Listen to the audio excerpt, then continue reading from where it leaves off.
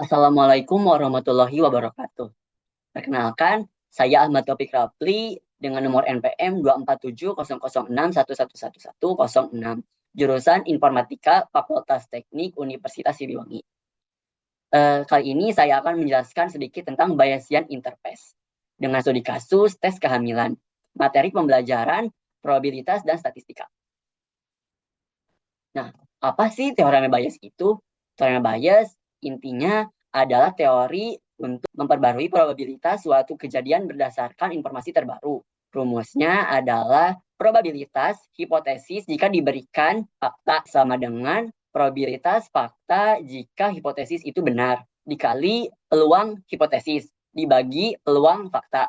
PH jika diberikan E itu adalah posterior.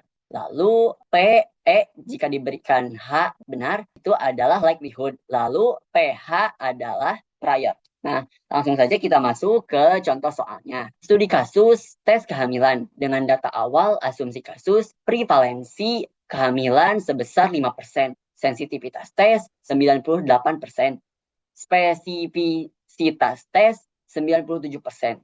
Tujuan kita adalah mencari peluang benar-benar hamil jika tes menunjukkan hasil positif.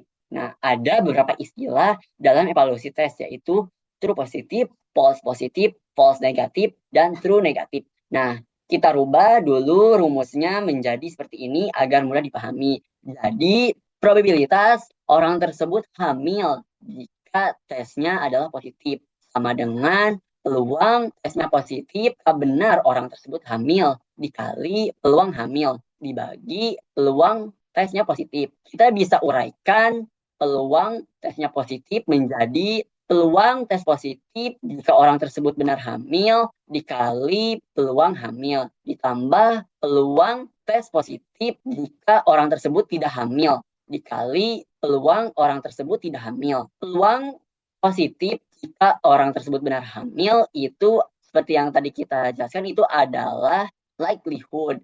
Likelihood di sini sama dengan sensitivitas tes atau true positif, yaitu sebesar 98% atau kita ubah menjadi 0,98. Lalu peluang positif jika orang tersebut tidak hamil adalah false positif. False positif bisa didapat dari spesifisitas tes. Spesifisitas tes itu adalah true negatif yang bernilai 0,97. Jadi kita tinggal 1 kurangi 0,97, maka akan didapat 0,03. Lalu diketahui tadi bahwa prevalensinya adalah 5%. Kita rubah menjadi 0,05, yaitu untuk prior awal. Jadi diketahui bahwa peluang orang tersebut tidak hamil adalah 1 dikurangi 0,05. Jadi peluang orang tersebut tidak hamil adalah 0,95. Selanjutnya kita masukkan ke dalam rumus. Lalu kita dapat 0,98 dikali 0,05 adalah 0,049. Begitupun di sini.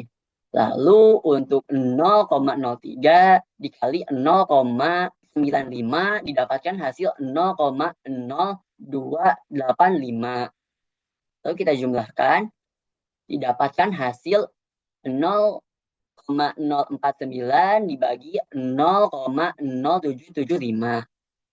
Hasilnya adalah 0,632 sama dengan 63,2%. Ini adalah posterior yang kita dapatkan. Nah, di sini letak Bayesiannya. Jadi kita akan melakukan tes kedua dengan menggunakan posterior yang telah kita dapatkan menjadi prior di tes kedua. Seperti ini. Kita masukkan untuk posterior tadi menjadi prior. Seperti ini. Maka akan didapat hasil jika tes keduanya adalah positif, maka probabilitasnya adalah sebesar 0,982 atau 98,2%. Cukup besar ya, tetapi semisal kalau si orang tersebut melakukan tes ketiga kalinya, lalu hasilnya negatif, bagaimana? Nah, maka akan seperti ini. Jika hasil tes ketiga negatif, maka kita rubah rumusnya menjadi seperti ini. Sama saja, tetapi ada beberapa yang harus diganti ya. Seperti yang ini berarti kalau tadi adalah true positif, maka di sini adalah false positif. Lalu di sini menjadi true negatif. Seperti itu.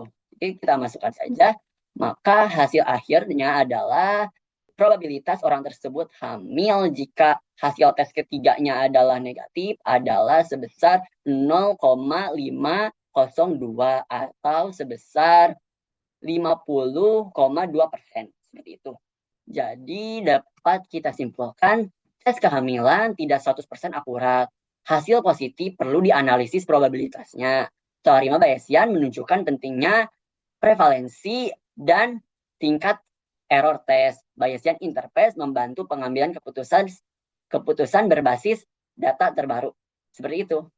Cukup sekian dari saya. Mohon maaf jika terdapat salah kata. Dan juga terima kasih telah menonton video ini dari awal sampai akhir. Terima kasih. Wassalamualaikum warahmatullahi wabarakatuh.